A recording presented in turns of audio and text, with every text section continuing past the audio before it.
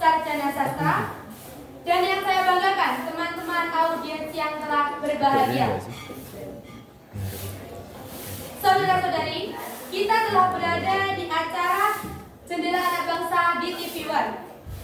Saya, Granistia Dian Hernata, sarjana seni, yang menjadi presenter dan akan memandu berjalannya acara dari awal hingga akhir nanti. Izinkan saya memperkenalkan para narasumber yang ternama. Yang pertama, Ibu Asifa Nidara Pinta, sarjana komunikasi. Selamat pagi, Ibu. Selamat pagi.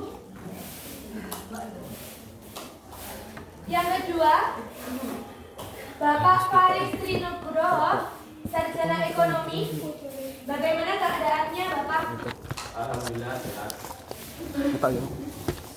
Yang selanjutnya yaitu Ibu Karina Sere Margareta, sarjana sastra. Bagaimana kesibukannya, Ibu? Saya di rumah, biasanya mengajar anak-anak. Terima kasih. Yang selanjutnya Bapak Muhammad Iqbal Mardenis, sarjana pendidikan. Bagaimana dengan keadaan Bapak hari ini? Alhamdulillah baik. Selanjutnya ada Ibu Naisha Nabila Prima, sarjana farmasi. Bagaimana dengan keadaannya Ibu Naisha? Alhamdulillah baik, dan saya senang karena bisa menghadiri acara yang hebat ini.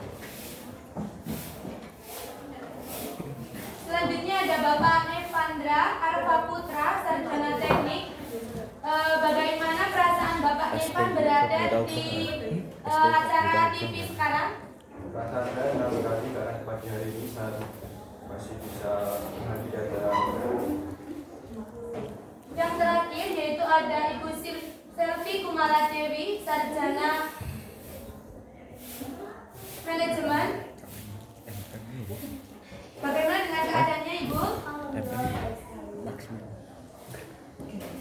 Itulah beberapa narasumber yang sangat ternama dan sangat kita nantikan kehadirannya. Sebelumnya kita akan berdialog sebentar, dimohon untuk audiens dan narasumber berdiri. Jika nanti saya ucapkan anak Indonesia hebat, kreatif, inovatif, tak tertandingi. Diulang. Anak Indonesia hebat, kreatif, inovatif, tak tertandingi. Bisa dimulai? Anak Indonesia hebat, kreatif, inovatif, tak tertandingi.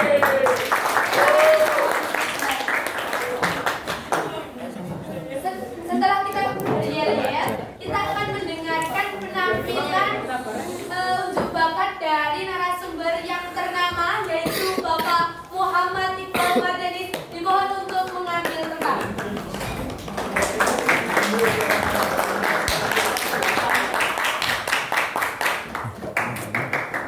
Khairil Anwar dalam karyanya Aku. Kalau sampai waktuku, ku tak mau seorang untuk merayu. Tidak juga kau, tak perlu sedih-sedan itu. Aku binatang jalan dari kumpulan yang terbuang. Biar peluru menembus kulitku, aku tetap meradang, menerjang luka, dan bisa ku bawa berlari hingga hilang pedih-perih. Dan aku akan lebih tidak peduli. Aku mau hidup 1000 tahun lagi. Hebat sekali penampilan dari Bapak. Puisi yang sangat indah sekali. Hadirin yang berbahagia, sampailah kita pada acara inti, yaitu gelar bicara dengan judul Peran Teks Drama dalam Peningkatan Kemampuan Berpikir Kritis Siswa. Sebelumnya kita akan menonton contoh drama sebentar, mohon untuk diperhatikan. Sampai di dulu ada rumah berani, tapi bapakku yang juara.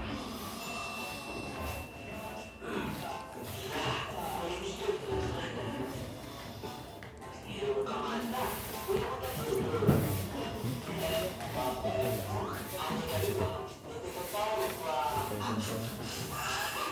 Kalau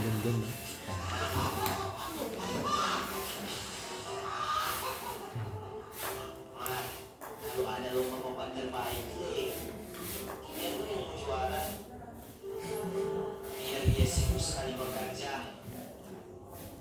Selalu ada sama kita. Selalu kasih yang terbaik. Pak. Untuk diindah. Betul banget. Semoga Bapak boleh duduk sama-sama dengan kita.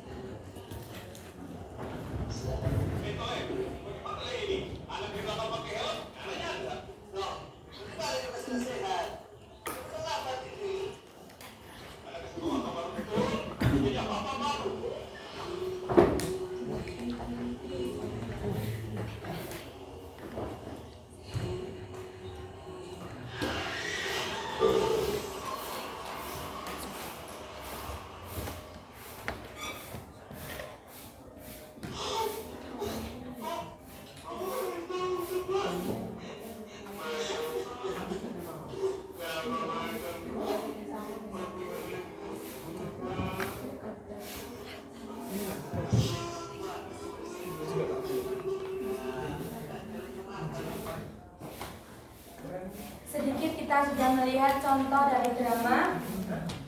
Yang selanjutnya adalah penjelasan pengertian teks drama dari beberapa narasumber di depan kita. Yang pertama, saya ingin mendengarkan penjelasan dari Bapak Devandra. Baik, menjawab.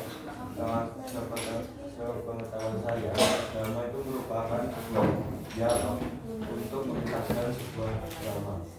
Mungkin dari yang lain ada yang menambahkan. Izin menambahkan, menurut saya teks drama ini adalah naskah cerita yang menggambarkan tentang kehidupan watak manusia melalui dialog dan tingkah laku yang disusun untuk dijelaskan.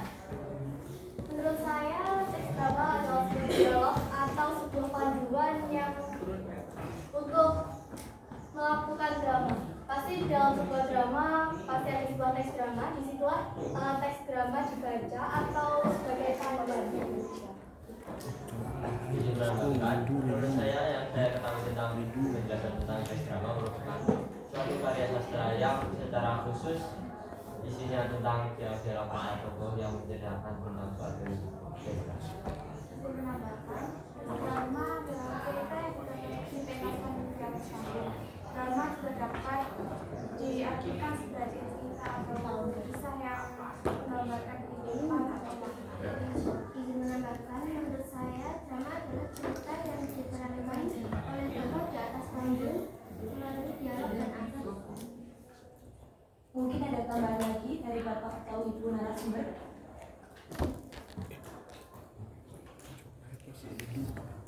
Baik.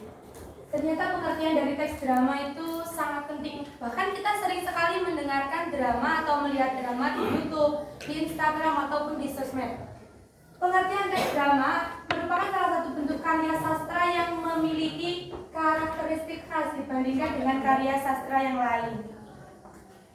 Yang selanjutnya yaitu manfaat dari teks drama. Pastinya bertanya-tanya nih, apa aja yang ada di manfaat teks drama? Bisa kita simak dari Bapak Faris, apa manfaat teks drama? Baik, izin menjawab. Menurut saya yang saya ketahui tentang manfaat teks drama yaitu memerlukan komunikasi antar penonton dan dialog antar tokoh. Yang kedua, teks ini membantu menyusun cerita secara teratur. Menurut pengetahuan saya, manfaat dari teks drama yaitu tadi seperti yang saya jelaskan di awal sebagai panduan. Di dalam teks drama juga terdapat pesan moral maupun hiburan yang ada. Izin izin menambahkan, menurut saya teks drama ini manfaat dari teks drama ini adalah sebagai panduan utama pementasan yang akan disampaikan agar terlihat jelas. Dan walaupun saat pementasan ini kita bisa improve atau secara spontan, tapi dengan adanya penggunaan teks drama ini, drama menjadi lebih teratur dan tersusun seperti itu. Jadi ingin menambahkan manfaat dari teks drama sendiri, yaitu menambah atau membantu kreativitas seseorang dan juga menambah kepercayaan diri.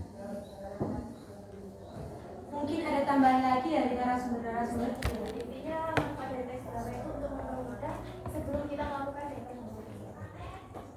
Menambahkan manfaat dari drama juga melatih kerjasama, melatih percaya diri, mengembangkan imajinasi, dan melatih berbicara dan berekspresi. Menambahkan, menurut saya manfaat dari teks drama adalah melatih kemampuan berpikir kritis dan meningkatkan kreativitas. Ada banyak sekali manfaat dari teks drama. Sudah dijelaskan ada untuk mempermudah pelaksanaan drama, mempermudah kerjasama antar penokohan. Ada banyak sekali manfaat dari teks drama. Yang selanjutnya yaitu tentang ciri-ciri teks drama. Bagaimana cara kita untuk mengetahui ini drama atau bukan, itu pasti kita lihat dari ciri-cirinya. Ibu Karina Sere dapat dijelaskan tentang ciri-ciri teks drama? Yang pertama ada yang disusun dalam pembentukan perikatan antar tokoh. Yang kedua ada memiliki tokoh dan penokohan. Yang ketiga mengandung konflik. Baik, ingin menambahkan dalam teks drama itu menggunakan bahasa, ada ciri-cirinya, yaitu menggunakan bahasa yang komunikatif. Artinya bahasa yang digunakan dalam sehari-hari tetapi tetap menggunakan moralnya. Di dalam teks drama sudah memiliki tokoh dan penokohan. Alias tokoh yang itu pelaku atau tokoh yang ada di dalam drama, lalu penokohan adalah suatu sifat atau karakter yang akan menjadi karakter si tokoh tadi. Baik, izin menambahkan, dalam ciri-ciri dalam teks drama juga ada terbagi dalam babak, yaitu babak orientasi, konflik, epilog, prolog, dan lain-lain. Izin menambahkan lagi, ciri-ciri dari teks drama ini juga memiliki mengandung konflik. Jadi di dalam sebuah cerita ini selalu ada konflik atau konflik permasalahan atau pertentangan dan itu sudah menjadi inti dari cerita tersebut. Jadi ingin menambahkan, menurut saya ciri-ciri drama itu yang pertama ada dialog atau percakapan, ada alur cerita, ada tokoh dan penokohan, kemudian ada kunci pementasan seperti tertawa dan marah. Terdapat satu lagi yaitu menggunakan unsur pementasan atau karakter. Biasanya terdapat di dalam teks drama diciri-cirikan seperti lampu panggung menyorot. Nah, seperti itulah yang biasanya disebut dengan kramaku. Fungsinya untuk mengatur atau memberi tunjuk pada sebuah drama. Izin bertanya untuk narasumber. Memiliki alur atau plot. Nah, alur itu ada beberapa alur atau macam-macam alur dari drama itu ada berapa? Baik, izin menjawab, alur itu ada 3, alur maju, mundur, dan alur maju. Izin bertanya kepada Bapak Irfan, apa perbedaan antara alur maju, alur mundur, dan alur maju mundur? Baik, izin menjawab, alur maju itu urut dari awal, pertengahan, hingga penyelesaian atau bisa disebut dengan kronologis. Alur mundur itu dimulai dari penyelesaian atau konflik, setelah itu kembali ke masa lalu. Sedangkan alur maju mundur itu alur maju, tetapi sesekali menampilkan flashback atau di masa lalu. Baik sekali penjelasan dari Bapak Irfan dan pertanyaan dari Ibu Naisa. Selanjutnya kita akan mengetahui apa itu struktur-struktur yang ada di Teks drama. Ibu Asifah, ada berapa dan apa saja struktur yang ada di teks drama? Baik, izin menjawab. Menurut saya, struktur drama itu yang pertama ada prolog, orientasi, komplikasi, klimaks, resolusi, dan epilog. Mungkin ada yang bisa menambahkan. Prolog yaitu bagian hubungan cerita yang disampaikan secara umum. Selanjutnya ada orientasi, yaitu mengenal tokoh, latar maupun situasi-situasi awal pada drama. Baik, izin menambahkan, yang kemudian ada komplikasi. Komplikasi biasanya timbulnya masalah atau konflik yang menimpa tokoh itu sendiri. Baik, saya menjelaskan sedikit tentang klimaks. Klimaks yaitu puncak dalam konflik atau yang disebut inti dari cerita tersebut.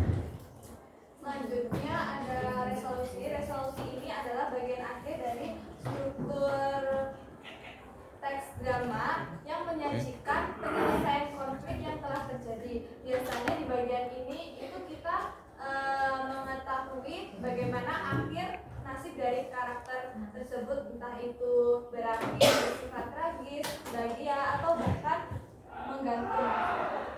Baik, izin menambahkan dari struktur teks drama yang terakhir yaitu epilog yang merupakan bagian penutup dari akhir cerita drama yang berisikan tentang amanat dan pesan oleh tokoh tersebut. Penjelasan yang sangat baik, sangat menarik sekali. Ternyata ada 6 struktur dari teks drama. Apakah itu harus ada dalam teks drama? Harus ada. Ada prolog, orientasi, komplikasi pastinya. Karena jika tidak ada komplikasi, maka tidak akan ada pembahasan yang ada. Inti dari drama adalah komplikasinya itu sendiri. Ada klimaks, resolusi, dan epilog atau penutup. Yang selanjutnya yaitu unsur-unsur dari teks drama. Dapat dijelaskan Ibu Naisa? Baik, unsur dari teks drama ini yang paling penting itu adalah tema. Karena di dalam tema ini terdapat gagasan utama atau ide dasar, keseluruhan yang sebelum kita menyusun drama ini kita harus menentukan tema, karena tema ini adalah Utama di Ibu Naisa. ya kunci Dari adanya teks drama itu. ya. Lalu tidak ada yang tidak kalah pentingnya, yaitu alur. Cerita tanpa alur itu mustahil, karena alur itu pasti ada dalam suatu drama. Kita bisa membuat drama itu bisa menjadi alur yang maju atau mundur atau bahkan campuran alur yang mundur. Seperti yang dijelaskan oleh Bapak Nevandra tadi. Sekali, itu sangat penting juga dalam drama. Selanjutnya juga ada tokoh dan perokokan. Yakni tokoh yang seperti saya jelaskan di awal bahwasanya tokoh adalah pelaku utama, sedangkan tidak selalu utama, namun tokoh-tokoh yang terdapat dalam teks drama. Lalu juga ada perokokan atau sifat karakter pada tokoh kita. Jadi selanjutnya tidak kalah penting yaitu ada latar. Latar itu sendiri kan bagi menjadi tiga, ada waktu, tempat, dan suasana.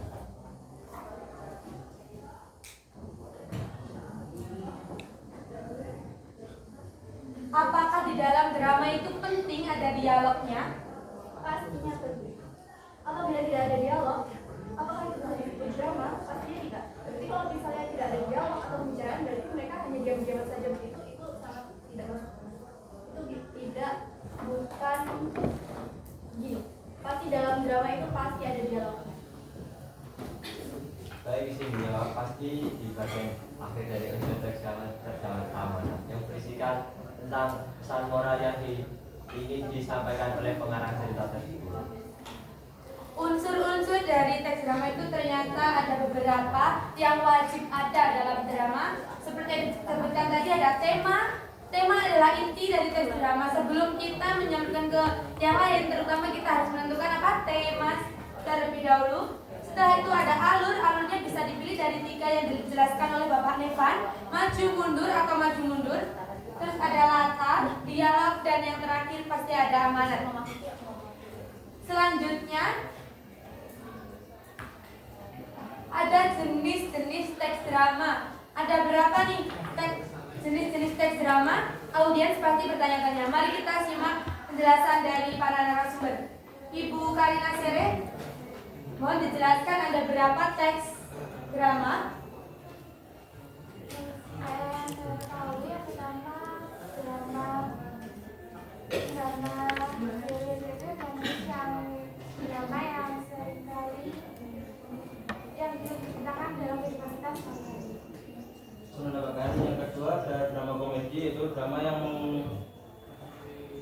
bersifat menghibur dan mengandung banyak-banyak unsur humor.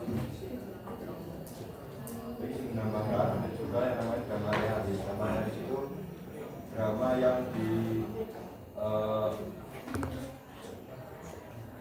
yang menggambarkan kehidupan kita sehari-hari seperti contoh video yang jauh tadi. Selanjutnya juga ada drama tragedi. Tragedi bisa berisi kesedihan maupun kecemasan. Contohnya ada drama tragedi G30 FPKI. Di situ berisikan tentang penjajahan, kesedihan, dan bukan pada masa itu. Bisa drama tragedi bisa diambil pelajaran sejarah, bisa juga diambil dalam kehidupan nyata maupun beberapa kejadian yang baru saja terjadi. Selanjutnya ada pun juga drama tragedi komedi atau yang biasa disebut tragikomedi. Jenis drama ini adalah genre yang mengandung gabungan antara unsur tragis atau kesedihan dengan elemen komedi, dan seringkali muncul menampilkan kesedihan, tetapi namun saat akhir itu biasanya menampilkan ending yang bahagia atau happy ending. Menambahkan jenis drama yang saya ketahui berdasarkan alat seperti drama album, televisi, radio, dan film.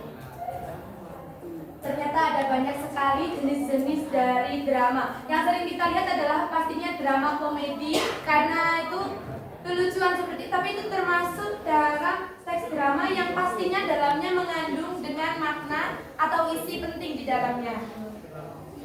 Next. Yang selanjutnya kita akan membahas tentang kaidah kebahasaan. Dapat dijelaskan dengan Ibu Asifah apa saja kaidah kebahasaan yang harus ada dalam teks drama?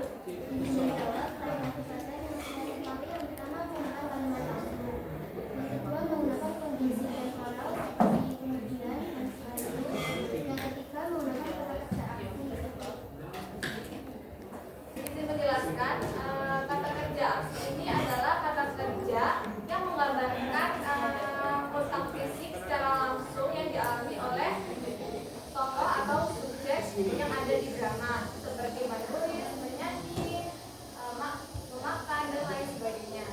Selanjutnya juga terdapat penggunaan bahasa yang komunikatif. Artinya bahasa itu bisa dipahami atau tidak dipahami oleh seluruh kalangan. Terus juga ada kalimat perintah dan tanya. Contohnya begini, di dalam teks drama pasti ada kalimat ambilkan segelas cangkir itu. Ini contoh dari kalimat perintah. Lalu ada juga kalimat tanya. Bagaimana kabarmu dalam sebuah teks drama itu pasti ada.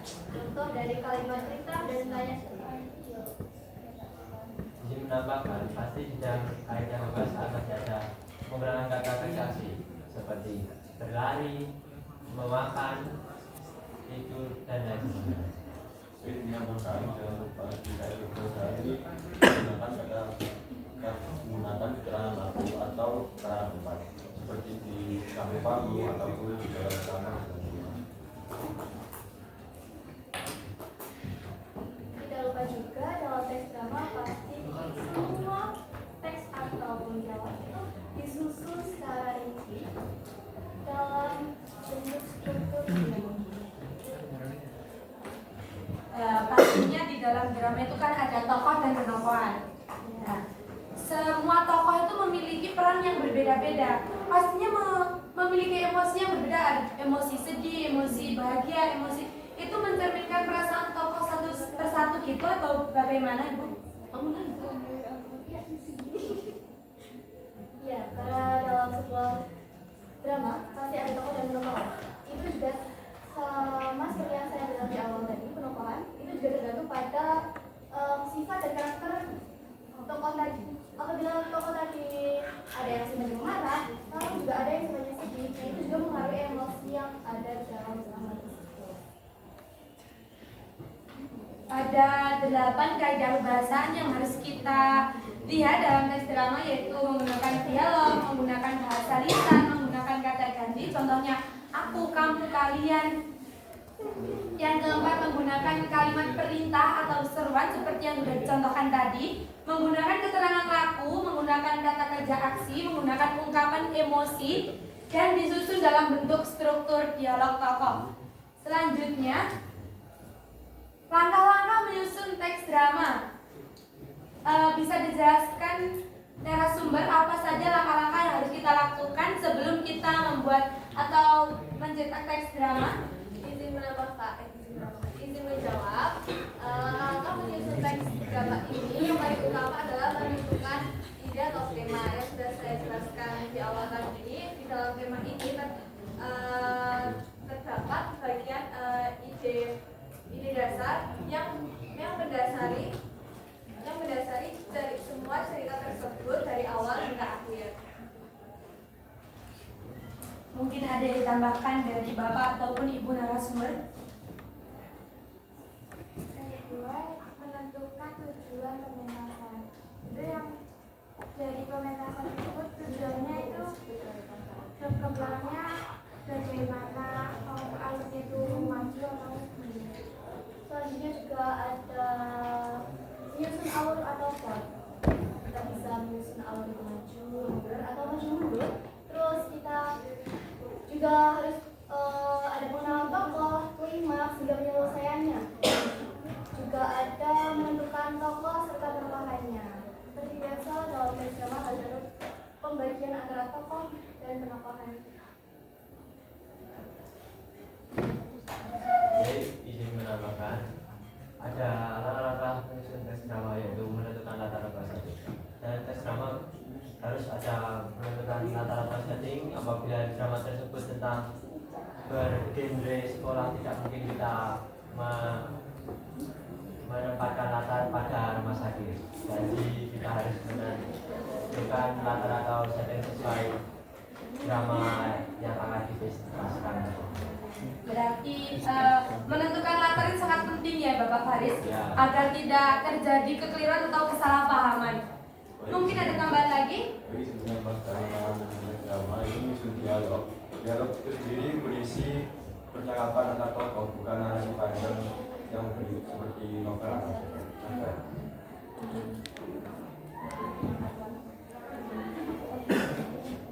Ada beberapa langkah yang harus kita lakukan sebelum kita menyusun teks drama, yaitu ada menentukan ide, itu hal yang utama seperti di struktur tadi, menentukan tujuan pementasan. Jadi semua pementasan itu pasti memiliki tujuan yang pasti.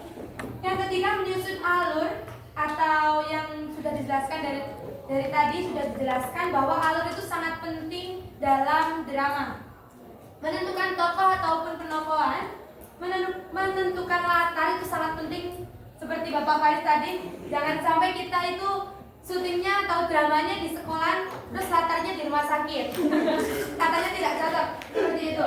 Ada menyusun dialog juga sangat penting agar tidak terjadi kekeliruan, dan penokohan itu harus sama seperti dialog yang sudah disiapkan.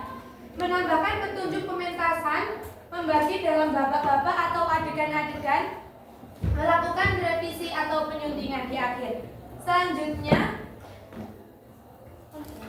kita akan melihat iklan sejenak. Setelah kita melihat beberapa materi yang telah disampaikan oleh narasumber-narasumber yang sangat ternama ini, kita menyaksikan iklan layanan masyarakat terlebih dahulu.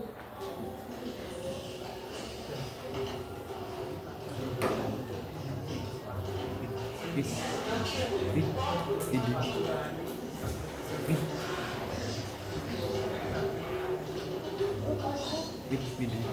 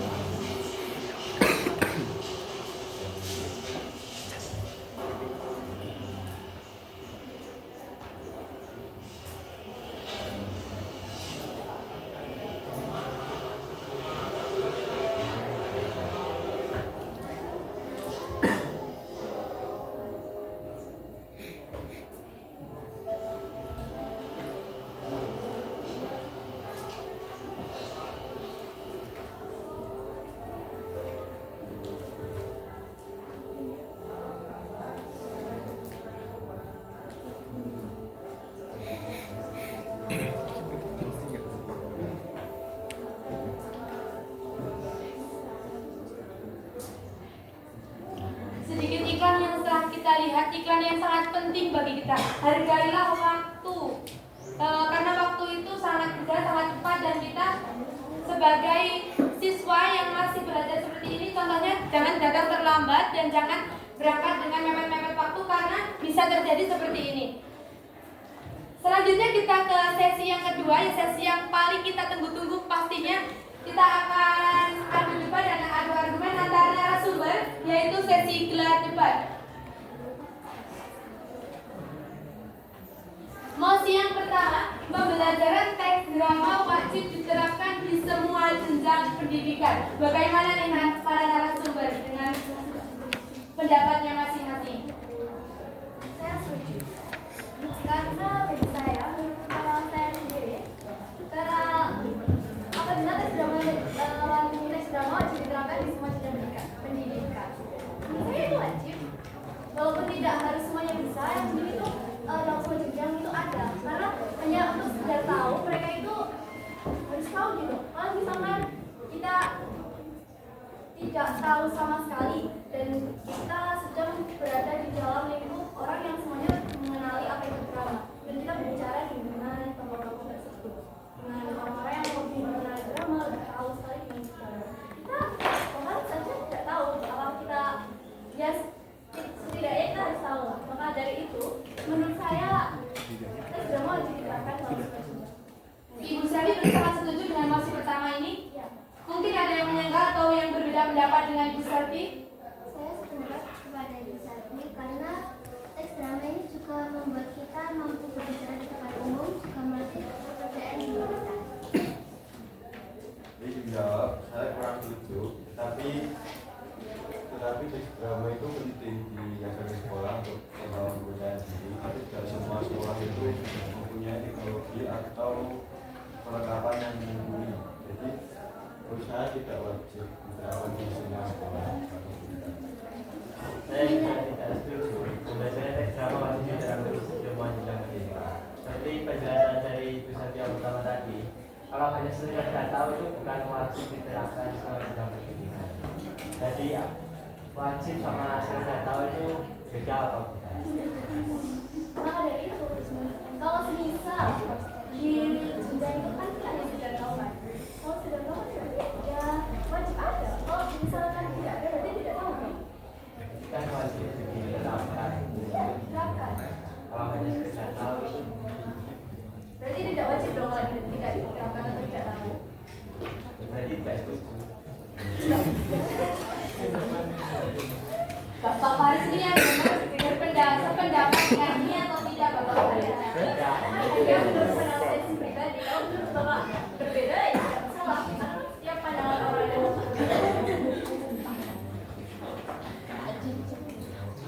Di sini dijelaskan pembelajaran teks drama. Pembelajarannya Bapak bukan pementasannya. Seperti itu.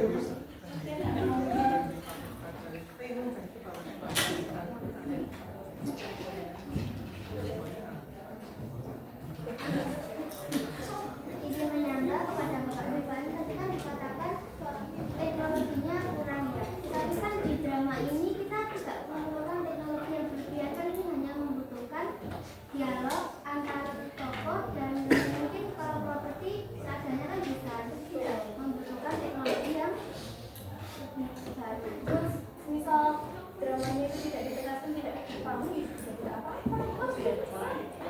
Gimana saja bisa asalkan propertinya sudah benar. Izin bertanya kepada Ibu Selvi dan Ibu Sipa. Berarti ini pembelajaran teks drama itu tidak hanya untuk dipembelajarkan tapi harus dipraktekkan di sekolah gitu Ibu. Apabila dalam pembelajaran itu dalam sebuah latihan divisa yang ingin mengetahui di situ, apabila ingin sekali untuk mengetahui bisa saja dipraktekkan. Tapi kalau hanya sekedar dijelaskan materi ya paham, itu juga boleh, tergantung malah yang mau belajarnya itu dia bersungguh-sungguh atau tidak. Menurut saya itu kalau sekedar tahu itu dipelajari bukan diterapkan ya menurut saya. Berarti hanya dipelajari gitu. Saya tadi kan bertanya kepada Ibu Selvi dan Ibu Sipa karena pembelajaran itu tidak hanya dipelajari tapi harus juga dipraktekkan gitu. Saya memang memiliki pertanyaan seperti itu kepada kedua Ibu Sipa dan Ibu Selvi. Apakah itu diterapkannya di semua sekolah? Bapak Denis nih, bagaimana pendapat Bapak Denis tentang mosi pertama? Pembelajaran teks drama wajib diterapkan di semua jenjang pendidikan. Bagaimana Bapak? Saya cukup setuju dengan mosi yang pertama karena dengan adanya wajib diterapkan teks drama ini mampu membangun kreativitas siswa dan tanggung jawab siswa tersebut. Yang lihat nih mampu atau mampu Bapak? Mampu. Kurang jelas para audiens ini betul.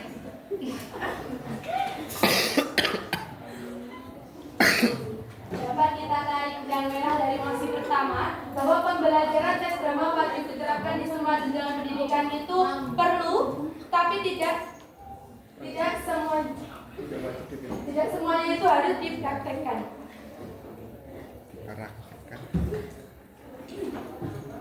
Mosi yang kedua yaitu penggunaan bahasa gaul dalam teks drama harus dibatasi. Nah, sekarang itu banyak sekali drama di sosmed, TikTok, Instagram ataupun YouTube yang menggunakan bahasa gaul. Bagaimana nih pendapat para narasumber di sini tentang penggunaan bahasa gaul dalam teks drama? Menurut saya setuju dengan mosi penggunaan bahasa gaul dalam teks drama harus dibatasi. Saya setuju karena ini bisa menarik anak-anak muda untuk menyukai drama, karena anak muda itu suka sekali dengan kebebasan atau mereka bebas mengekspresikan diri mereka sendiri. Jadi penggunaan bahasa gaul itu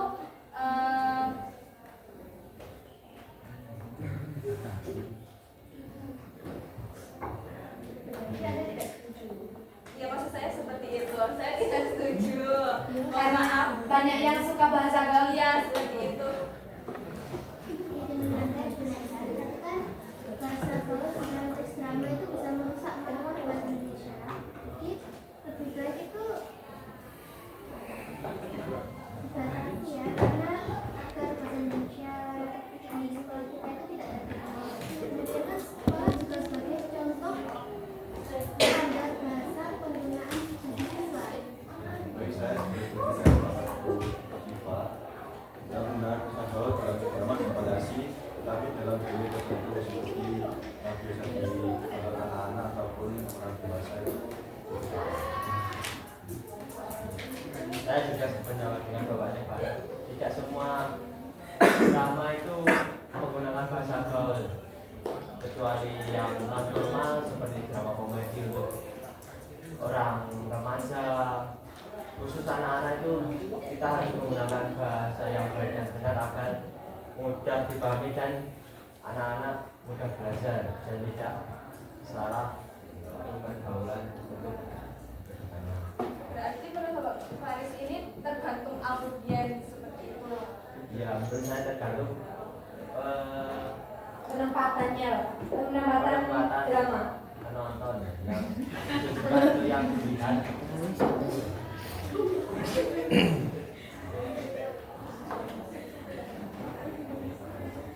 Saya juga cukup setuju karena bahasa gaul kan tidak termasuk bisa bahasa Indonesia. Bisa saja gaul itu, apalagi zaman sekarang kan banyak sekali anak yang menggunakan bahasa gaul. Jadi bahkan mereka saja tidak ada beberapa yang tidak tahu apa sebenarnya bahasa Indonesia yang baik dan benarnya seperti ini itu mereka juga kurang tahu. Jadi ada baiknya bila dibatasi. Saya sebagai presenter ingin mengungkapkan saya ya tentang mosi kedua yaitu penggunaan bahasa gaul dalam teks drama harus dibatasi.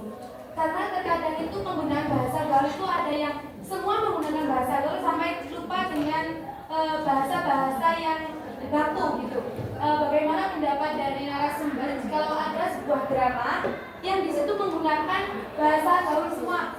Jadi tidak ada bahasa yang bahasa bakunya. Semua itu menggunakan bahasa gaul dan dipertontonkan kepada dari kalangan muda sampai kalangan tua. Bagaimana narasumber? Ya, menurut saya tidak mungkin ya tidak ada bahasa baku, yang pastinya pasti juga ada bahasa baku, dan bahasa gaul itu tidak sepenuhnya memakai bahasa gaul. Jadi hanya Di sela-selanya jadi sela-sela dan saja. Dan untuk audiens itu kita juga bisa berpikir kalau bahasa gaul tersebut, bahasa gaul itu cocok dipentaskan atau enggak, atau cocok dipublikasikan atau tidak. Bahasanya itu bisa dipertontonkan di umum seperti itu. Mungkin ada pendapat lain dari para narasumber.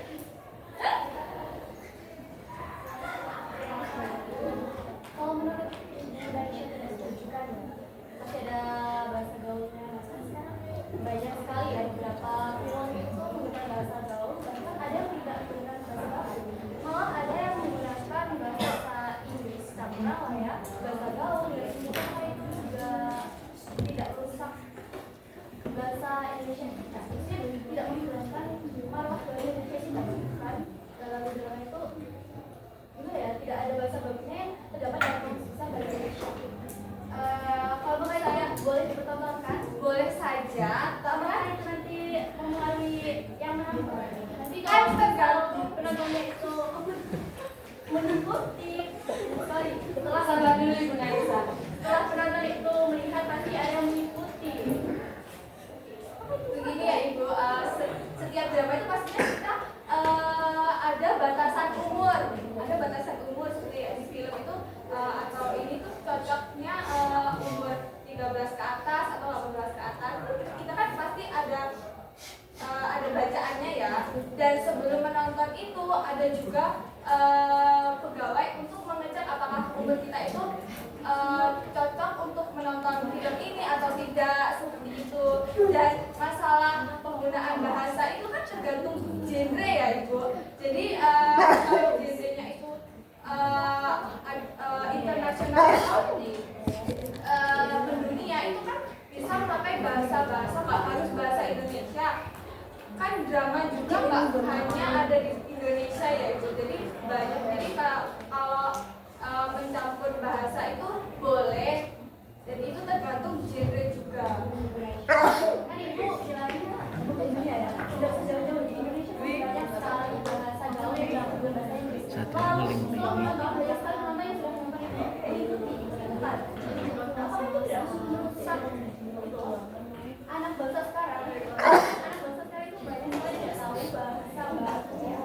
Mereka hanya menggunakan bahasa gaul yang kadang-kadang atau malah banyak penataan yang tidak sama. Apakah itu baik untuk generasi penerusnya? Menurut saya tadi kan juga bilang untuk batasan umur ya. Itu kan di film. Kalau misal di media sosial kan banyak sekali yang melanggar aturan umur, malah melihat film yang di atas umur. Bagaimana? Apakah itu efektif? Ya itu tergantung diri sendiri aja ya, tergantung kesadaran masing-masing. Karena kita juga tidak bisa mengatur semua anak-anak. Jadi itu tergantung kesadaran itu, apakah itu cocok untuk ditonton atau tidak. Dan untuk bahasa itu kan bahasa Inggris itu adalah bahasa internasional ya Ibu. Jadi ya tidak apa-apa jika kita menggunakan bahasa Inggris. Dan untuk bahasa gaul itu yang tidak semata itu kita kan bisa mengontrol apakah bahasa itu baik digunakan atau tidak. Kalau mereka tidak kalau mereka tetap menggunakan, berarti mereka itu tidak bisa mengontrol, yang artinya mereka ya udah mereka ada negatif seperti itu. Wah, sepertinya sudah mulai melenceng nih Ibu Naisa dan Ibu Selvi. Dari pertanyaannya tadi, emosinya tadi itu penggunaan bahasa gaul dalam teks drama harus dibatasi. Cuman dibatasi bukan hanya menghilangkan ya Ibu. Bukan memakai bahasa Inggris juga tidak Bu Selvi. Ini hanya membatasi dari bahasa gaul. Oke, siap, benar. Dapat kita tarik benang merah dari penggunaan bahasa gaul dalam teks drama harus dibatasi itu sangat penting karena ternyata sekarang itu banyak drama yang dalam isinya itu lebih memasukkan bahasa gaul ketimbang bahasa baku. Yang selanjutnya yaitu mosi ketiga. Tujuan utama teks drama adalah untuk hiburan, bukan penyampaian pesan moral. Untuk hiburan, dipahami dulu dari mosinya Ibu Selvi dan Ibu Raisa. Bagaimana pendapat dari para narasumber untuk menanggapi mosi ketiga ini? Saya sebentar Ibu Selvi. Ibu Nesa ingin mengungkapkan pendapatnya.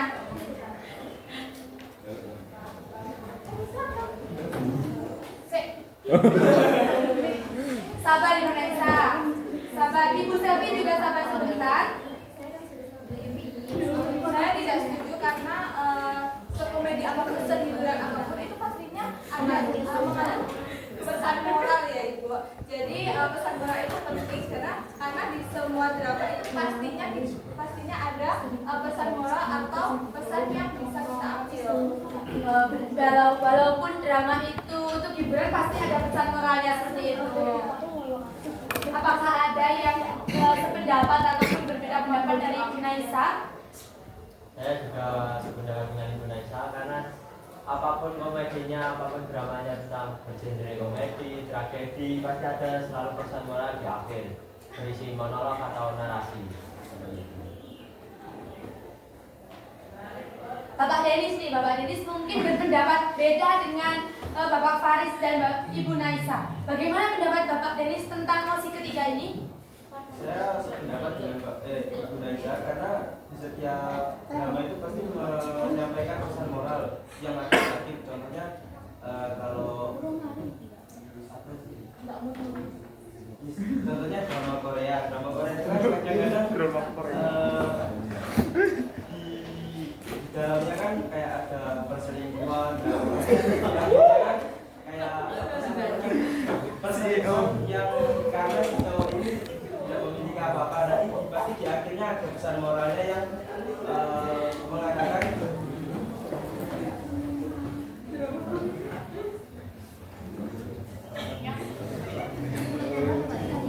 Terdapat tema dalam drama yang tidak cocok dengan hiburan. Ada seperti jenis drama tragedi itu kan kurang hormat ya kalau misalnya ditambahin bikin hiburan. Itu bagaimana?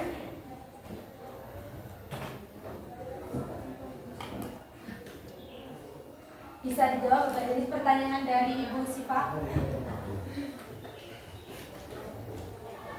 Bisa dibantu oleh Ibu Naisa dan Bapak Faris karena tadi sependapat dengan Bapak Ahmad Denis.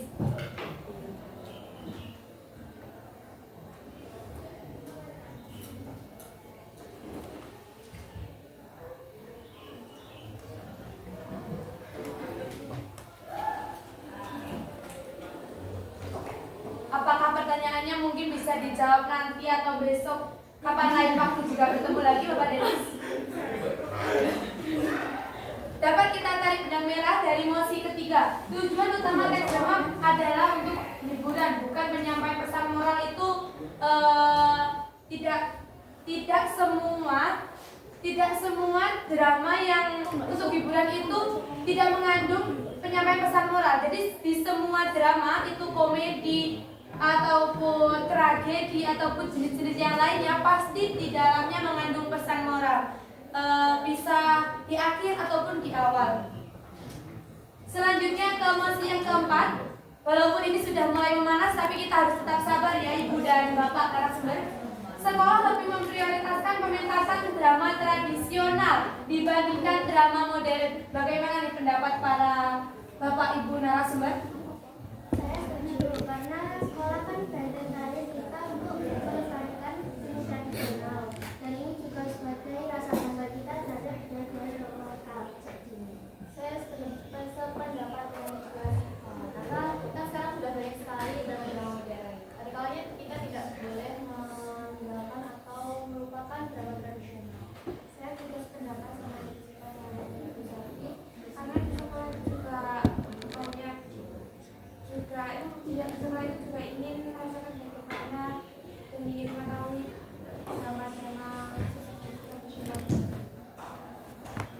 Jadi menangga saya tidak setuju jika drama tradisional lebih diprioritaskan untuk pementasan.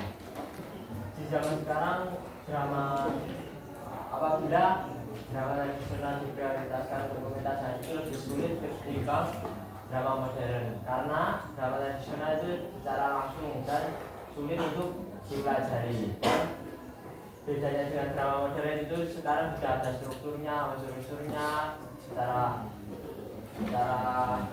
berdrama dan selain sebagainya. Saya lebih setuju dengan memprioritaskan pementasan drama modern. Tapi di drama tradisional juga ada strukturnya Bapak Faris. Cuman bedanya itu drama tradisional kayak ludruk, terus ketoprak seperti itu. Kalau untuk anak zaman sekarang itu susah apabila drama seperti secara lisan langsung tanpa mengenal teks itu susah, apalagi jika tidak ada teksnya. Lebih mudah untuk berdrama modern. Bukannya di drama modern juga nggak pakai teks ya Bapak? Kan ada naskah dialognya, jadi bisa juga seri lebih jauh sebelum berdrama. Sama di drama tradisional itu juga ada dialognya Bapak Faris. Cuman perbedaannya itu contohnya diaplikasikan di ludruk, di ketoprak seperti itu. Kalau drama modern kan sekarang sudah di musiknya itu dengan backsound ataupun apa. Ludruk sama ketoprak itu kan langsung dengan gamelan. Hampir sama sebenarnya, cuman perbedaannya itu penempatan dan pementasannya. Menangkap Bapak Faris. Kemudian kalau misalnya tidak setuju dengan adanya drama tradisional, bagaimana cara Bapak melestarikan drama tradisional ini selain di sekolah? Kan seperti yang saya bilang tadi, sekolah ini adalah bagian terakhir untuk kita melestarikan seni tradisional. Saya tidak bilang tidak setuju, akan tetapi saya tidak setujunya itu jika diprioritaskan pementasan dibandingkan drama modern di sekolah. Jadi di sela-sela saja jika diprioritaskan itu susah untuk dipelajari. Apabila jika waktu di sekolah itu juga mepet jika ada pelajaran yang lain. Mungkin dari Bapak Nevan, Ibu Karina Sere dan Bapak Iqbal Mardenis berpendapat beda ataupun sama dengan yang sudah menyampaikan pendapat tadi. Pendapat dengan Bapak Faris Ya. bahwa tidak harus untuk memprioritaskan drama tradisional ya. Mungkin sekali sekolah ini sama apa, tapi kita harus juga mengikuti drama. Agar lebih mudah dalam pembelajarannya seperti itu. Iya. Di zaman sekarang kan sudah banyak sekali kan yang tradisional mau ditinggal, maka dari itu penting sekali diprioritaskan agar tidak hilang. Bagaimana Ibu Karina Sere pendapat dengan Bapak Nevan dan Ibu Selvi tadi, bagaimana Ibu Sere pendapatnya tentang sekolah lebih memprioritaskan pementasan drama tradisional dibandingkan drama modern? Saya lebih setuju sama Selvi karena di sekolah juga kan ada literatur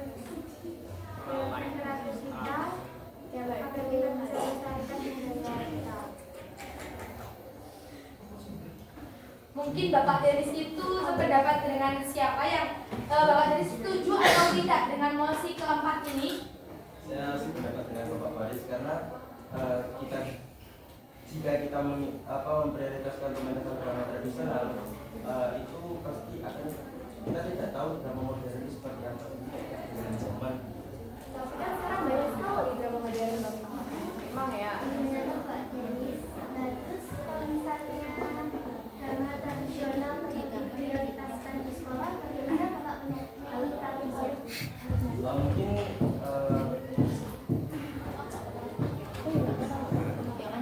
mungkin untuk mengikuti saja, tapi untuk memprioritaskan itu kan tergantung dari siswa tersebut ingin mempelajarinya atau tidak.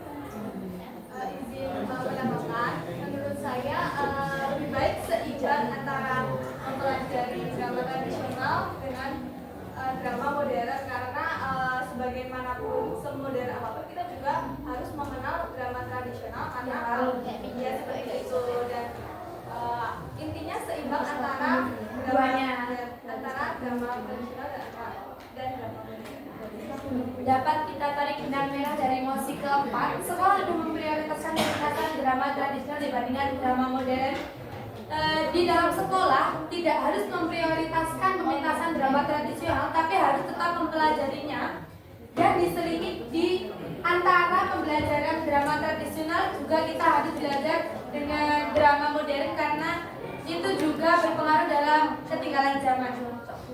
Yang terakhir yaitu mosi kelima, teks drama harus selalu memasukkan unsur komedi meskipun temanya serius. Jadi walaupun kita itu contohnya di drama lalu itu pasti ada komedinya. Apakah itu memang harus ada unsur komedi atau bagaimana, Ibu dan Bapak narasumber? Bisa dijawab, misalnya dengan harus ya, karena semua drama itu harus ada unsur komedinya. Mungkin di drama perang atau drama tentang negara dan lain sebagainya. Mungkin ada yang berpendapat lain.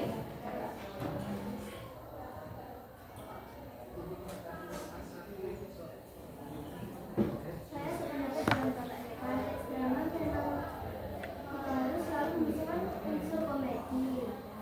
Kan jenis drama banyak, tidak semua jenis itu kita bisa memasukkan unsur komedi. Tapi jika ada yang diusulkan, kita bisa menaikkan unsur komedi. Saya juga setuju dengan pendapat Ibu Ashifa, karena yang sudah saya sebutkan di awal tadi, di jenis drama itu juga tragedi komedi atau tragikomedi yang menggabungkan antara unsur serius dengan komedi. Tetapi tidak semua unsur komedi itu dapat dipadukan dengan unsur serius seperti itu. Jadi tidak harus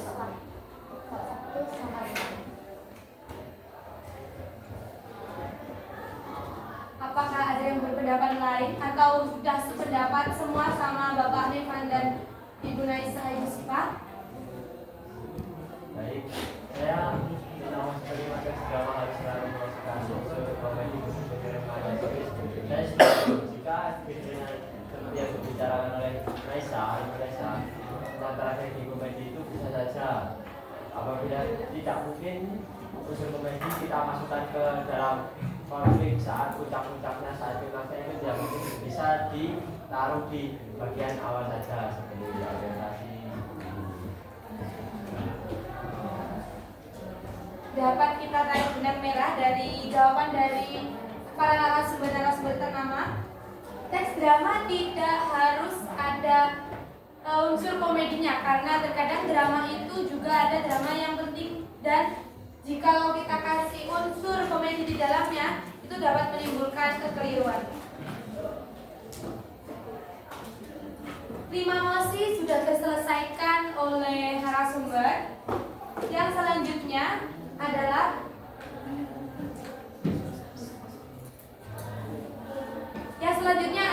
tanya jawab. Langsung aja ke tanya jawab karena waktu juga sudah singkat. Jadi para audiens, saya kasih tiga pertanyaan untuk audiens. Jikalau saya hitung 1, 2, 3, angkat tangan jika saya sudah menunjuk, perkenalan lalu mengucapkan pertanyaannya.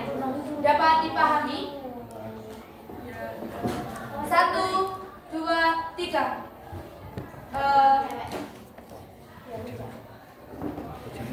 Baik, perkenalkan nama saya Dr. Hansa, presensi 17. Tadi kan dijelaskan bahwasanya materinya itu mengenai drama pementasan. Tetapi dalam contoh video tadi itu adalah drama film, dan di sesi debat juga menyinggung sedikit mengenai drama film. Mungkin bisa dijelaskan utamanya di materi tadi itu drama pementasan atau drama film. Perbedaannya? Ya, yang utama juga yang materinya.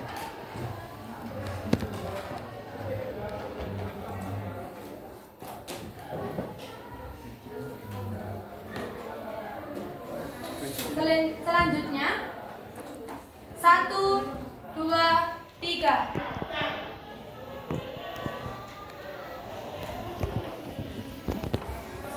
Perkenalkan, nama saya Kenesika Mahadevi Wisnu Santang dari presensi 18.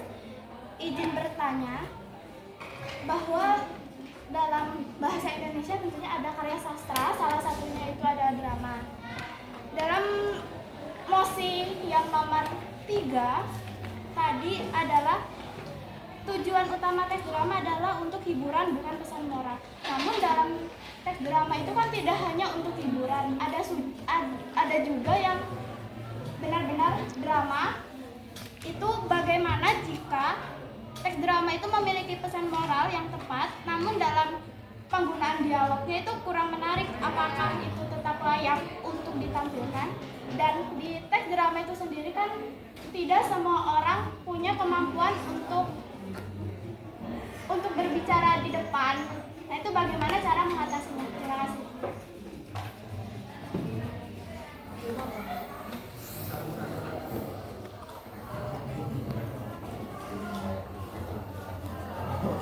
Yang terakhir, 1, 2, 3.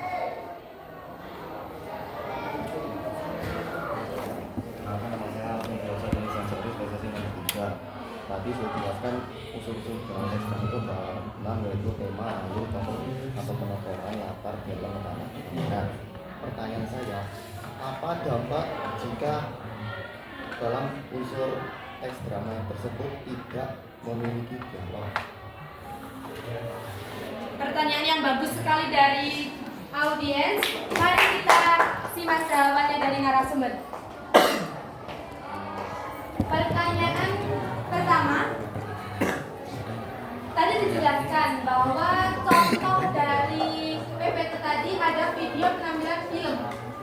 Nah, di dalam mosi tadi juga ada yang menyinggung sedikit tentang perfilman. Nah, utamanya yang kita bahas itu di film atau di pementasan, dan apa perbedaan film dan pementasan.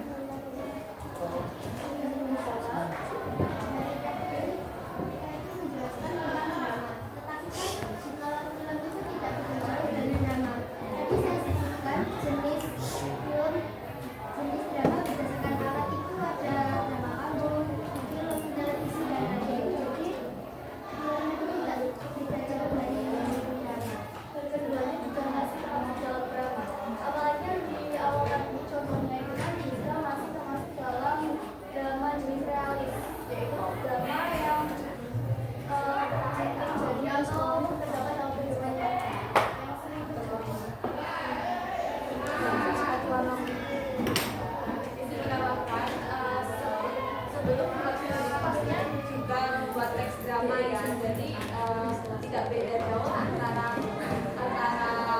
drama di film dan teks drama. Tidak usah sepertinya memang hampir mirip ya itu tentang film dan drama. Film itu bedanya kan, semua film itu kan di syuting atau di bioskop bisa ditayangkan seperti itu. Jika drama pementasan itu biasanya seperti di panggung atau di acara tradisional itu biasanya film.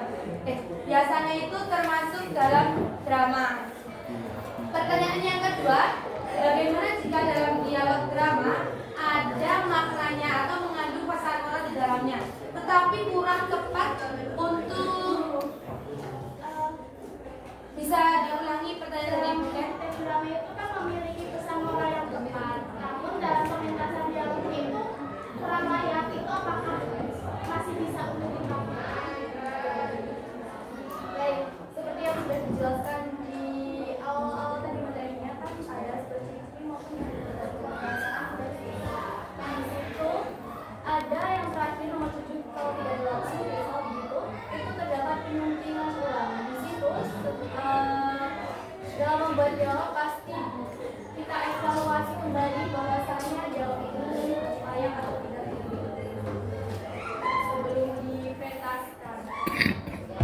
Dan kan semua orang itu tidak memiliki kemampuan dalam public speaking atau tidak berani dalam tampil di depan media. Itu bagaimana cara mengatasinya agar anak tersebut itu bisa ikut berani dan percaya diri bahwa mereka itu bisa.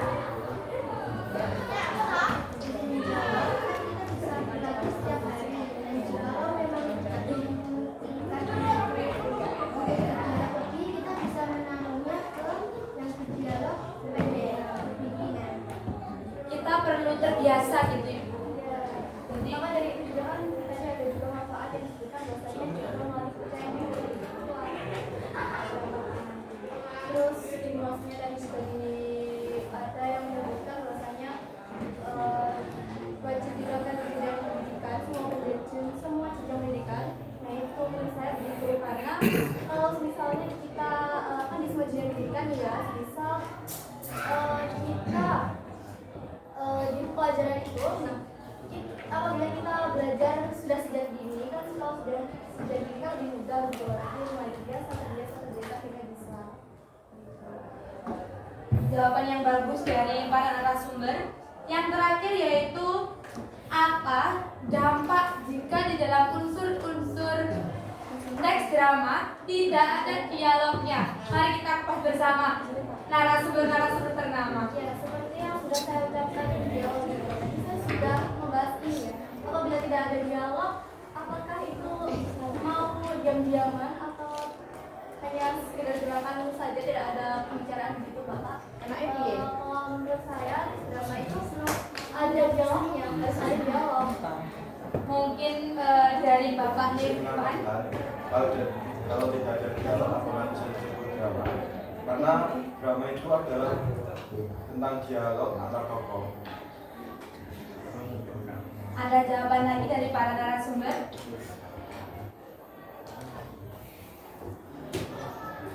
Sudah terjawab karena di semua teks drama pasti ada dialognya.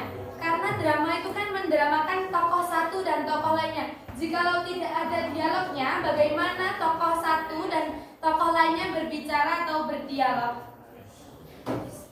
Sesi tanya jawab sudah saya tutup. Selanjutnya ke kesimpulan. Kesimpulan dari teks drama. Teks drama adalah karya sastra yang berbentuk dialog yang dirancang untuk dipentaskan, menggambarkan kehidupan melalui aksi tokoh. Kesimpulannya, drama menonjolkan konflik dan emosi dalam durasi tertentu bertujuan untuk menyampaikan pesan moral atau refleksi sosial kepada penonton melalui pertunjukan.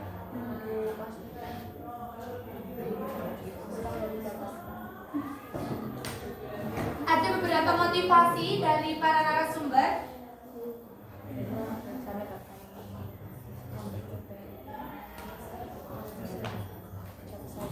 Mungkin belum ada kalau dari narasumber. Saya mewakili dari para narasumber. Motivasi hari ini, orang hebat bukan orang yang tidak pernah jatuh, tetapi orang hebat, orang yang selalu bangun kembali ketika mereka terjatuh. Pada acara yang pagi yang cerah ini sudah selesai dan sudah di penghujung acara. Maaf jika ada salah kata dari kami. Wassalamualaikum warahmatullahi wabarakatuh. Waalaikumsalam. Waalaikumsalam warahmatullahi wabarakatuh.